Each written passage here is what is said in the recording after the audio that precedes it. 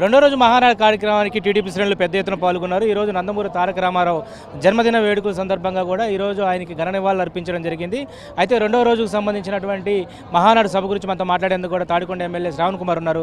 Sir, ప్రధానంగా ఈరోజు రెండో రోజు కూడా పూర్తి స్థాయిలో సక్సెస్ అయింది. ఈ 2 రోజుల పాటు జరిగినటువంటి మహానాడు కార్యక్రమంలో ఏ తీర్మానాలు ప్రతిపాదించారు? ఈరోజు నందమూరి తారక రామారావు ఎస్పెషల్లీ కూడా ఆయన జయంతి వేడుకలు ఎలా జరిగాయి అంటారు? ఈరోజు తెలుగుదేశం వ్యవస్థాపక అధ్యక్షులు మాజీ ముఖ్యమంత్రి వర్యులు నందమూరి తారక రామారావు గారి జయంతి వేడుకలు జరుపుతూ ఉన్నాం. పెద్ద ఎత్తున జరుపుతూ ఉన్నారు. ఆయనకి ఘనమైన నివాళులు అర్పిస్తూ తెలుగుదేశం యొక్క వ్యవస్థాపక అధ్యక్షుల యొక్క విధి విధానాల మీద తెలుగుదేశం పార్టీ స్థాపించి అధికారానికి తీసుకొచ్చి సంక్షేమం అభివృద్ధి కార్యక్రమాలని ముందుకు తీసుకెళ్తున్న సందర్భంగా ఇటువంటి తీర్మానాలు ప్రవేశపెట్టారు. అందులో విధ్వంసం నుంచి వికాసం వైపుకి నడిపించడం కానీ, లేకపోతే రాష్ట్రం మొత్తం కూడా భవిష్యత్తు ఏ రకంగా ఉండబోతుంది అనే అంశాల మీద చర్చించారు.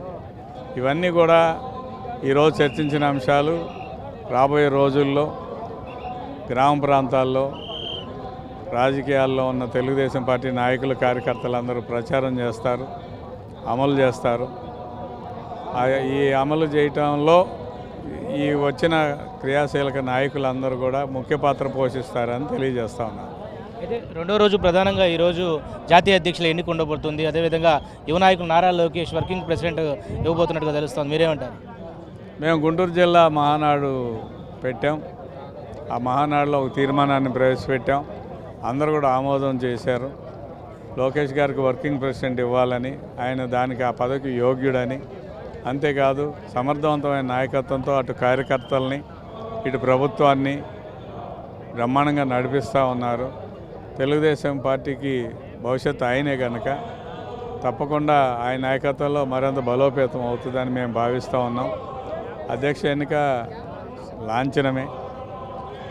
ఒక పదవి వర్కింగ్ ప్రెసిడెంట్ అనే దాన్ని సృష్టించాల్సిన ఆవశ్యకత ఉంది. ఆ దిశగా చంద్రబాబు నాయుడు గారిని మంచి నిర్ణయం తీసుకుంటారని భావిస్తాం. రేపు ప్రధానంగా బహిరంగ సభ ఉండబోతుంది. భారీ ఎత్తున లక్షలాది మంది జనాలు వచ్చేదానికి సిద్ధం చేశారు. ఏంటి, మీ నియోజకవర్గం నుంచి ఎంతమంది ప్రజలు వస్తున్నారు? అందరూ సగం మంది మా నియోజకవర్గం నుంచి కనబడుతూ ఉన్నారు. చాలా పెద్ద ఎత్తున తరలి వచ్చారు. ఈ 3 రోజులు మహానాడు కార్యక్రమాన్ని ముఖ్య నాయకులే కాకుండా కార్యకర్తలందరూ కూడా ఎవరు తోచిన విధంగా వాళ్ళు కొంతమంది చెప్పొచ్చారు, కొంతమంది ఆహ్వానించాం మేము, వాళ్ళు వచ్చారు. వాళ్ళే కాకుండా చెప్పకుండా కూడా చాలామంది మనకు తెలియకుండా చాలా ఉత్సాహంగా వచ్చారని తెలియజేస్తారు. ఇది మొత్తానికి రెండో రోజు మహానాడు కార్యక్రమం అంగరంగ వైభవంగా కొనసాగుతుంది.